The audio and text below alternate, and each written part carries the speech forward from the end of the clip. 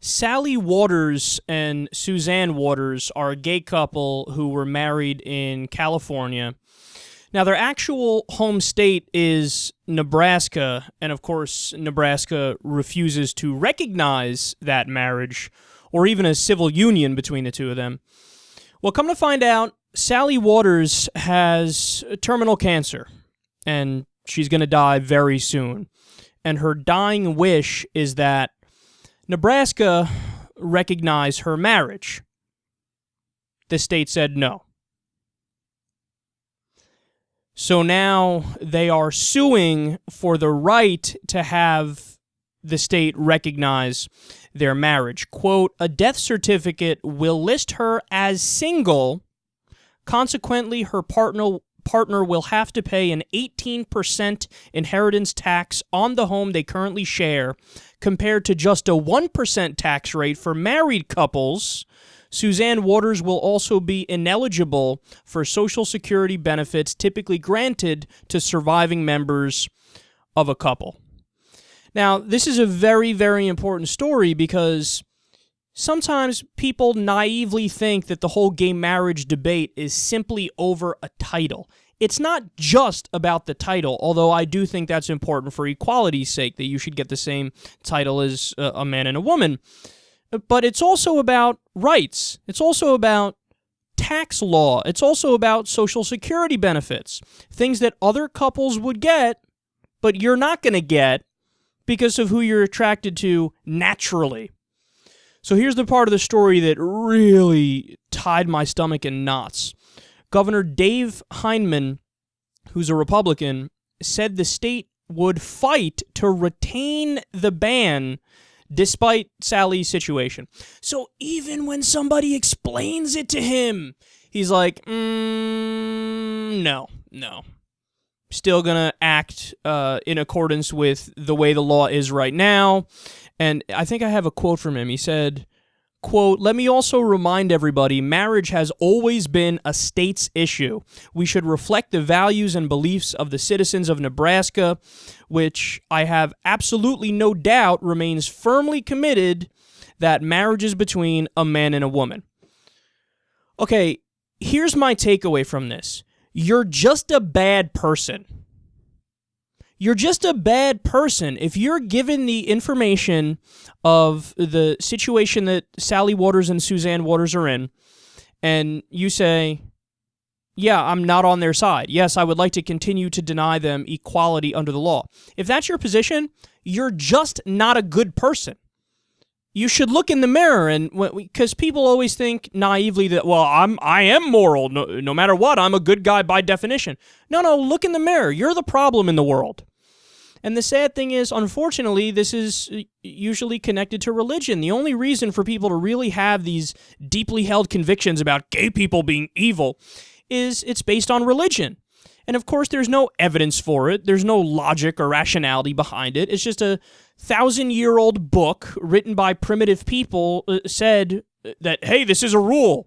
Don't do man on man or woman on woman. Oh, I must believe it because it was written down in the Pixie Fairy book that my parents told me was special, even though nobody's proven it's special, but I believe it because I'm a dunce.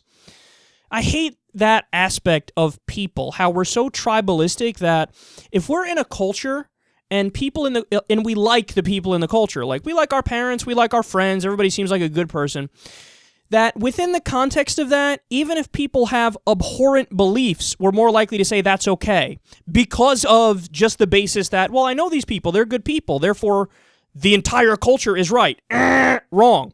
Somebody could be a good person in many aspects of their life, but still have hideous beliefs on certain topics.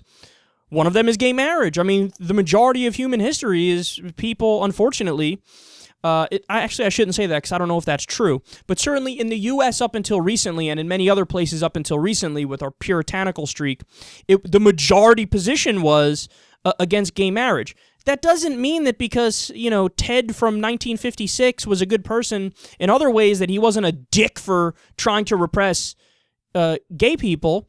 By the same token, I'm sure there were dudes in Mississippi who, to me, they would have been a nice person, and they would have, hey, how you doing? Welcome to our lovely place. Horrible accent.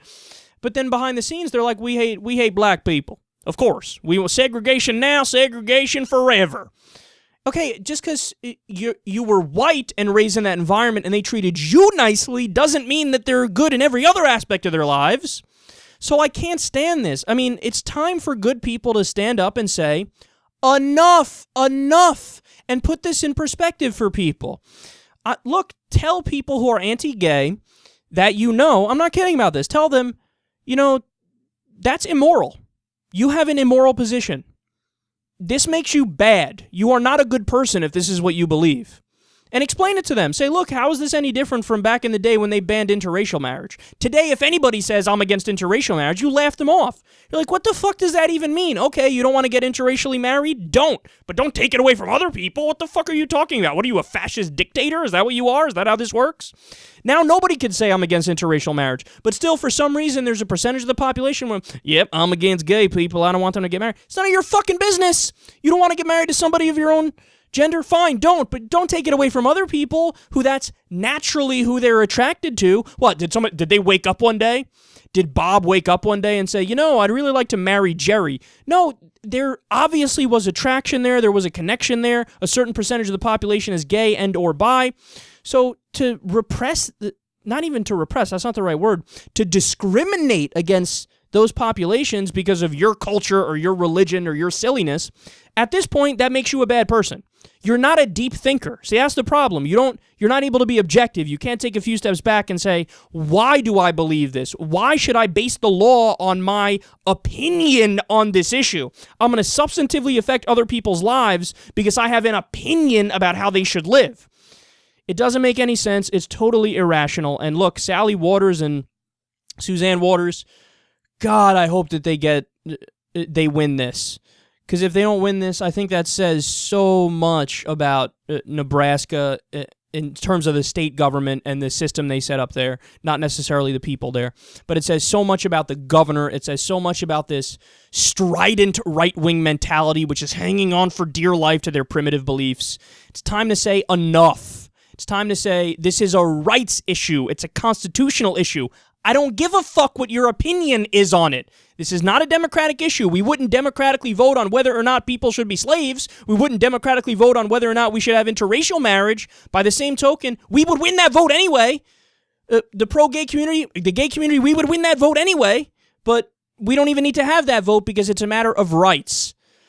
Give this woman exactly what she wants because all she's asking for is equality.